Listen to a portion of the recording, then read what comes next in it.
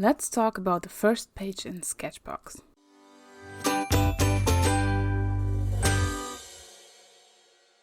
Hello wonderful people!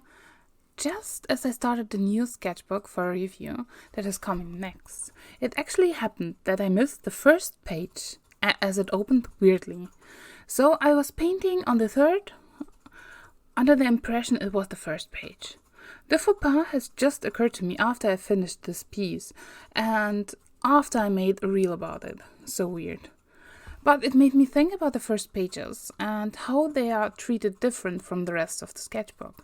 How they have the power to make us anxious about the sketchbook and set the mood for further work in it.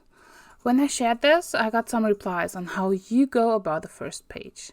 Some skip it and start randomly somewhere in the sketchbook, as I apparently did with this one. Some leave it free from art and use it for stickers or swatches.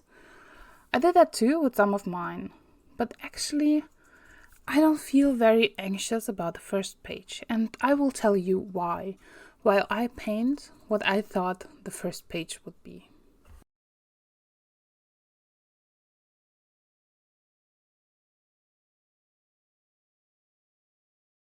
When I paint in a new sketchbook, especially one that I'm not very familiar with, I try to get to know it. I take a look at the paper, feel it, read the info, and of course, with enough experience, there are some expectations.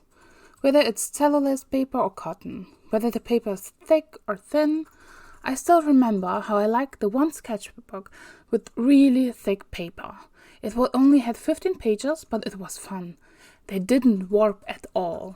While I know with a thinner paper, I have to tape it down or use a clamp to hold the pages down while I paint. I'm curious about the sizing and how paint will actually lay on it. So for the first page, I choose a subject I'm comfortable with. This time it's a sugar glider. It's not something I painted before, but I'm familiar with animal art. I love it and I had the urge to paint one. So I used this motivation to create. I chose paints I knew well and liked, because I know how these paints will behave and how to work with them. I know their properties and I know the possibilities of this palette.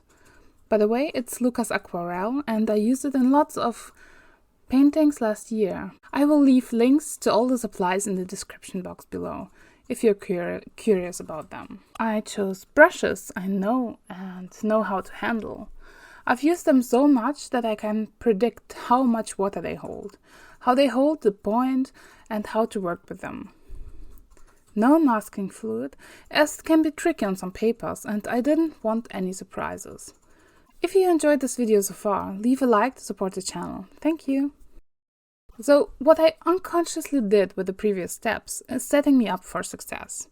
There's only little left that can lead to failure now, right? I have paints I know and I have brushes I know. The only thing that I have to get acquainted with is the paper. I think it's what I often do for my sketchbooks. Choose things I like for a start. Not only will it make it easier to create the first page, but release some of the stress about it or anxiety that might be there. In the last years I made it a practice without even considering. Now, first pages don't make me anxious. I don't feel like they have to be beautiful, but I do feel like they set the mood for the whole thing.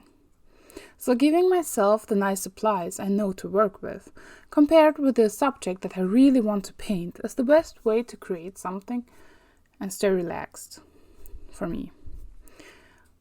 This is by far not enough to properly test the sketchbook, but it's a start. For a proper test, I will use masking fluid, masking tape, and paint on the back side of the paper to see how this will go.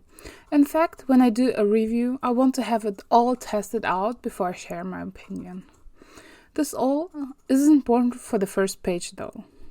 The first page is merely a first impression. Like shaking hands when you greet the person. You're not friends yet, you don't know much about the other, but time will tell whether you like each other or not. Me and the sketchbook will now spend some more hours and evenings together before I decide that. And when I do, I will let you know in a review. Do you have more tips on what to do with the first pages? Do you feel anxious about them, and what is your approach? Let me know in the comments. Have a wonderful and creative day, everyone, and I hope to see you soon. Bye!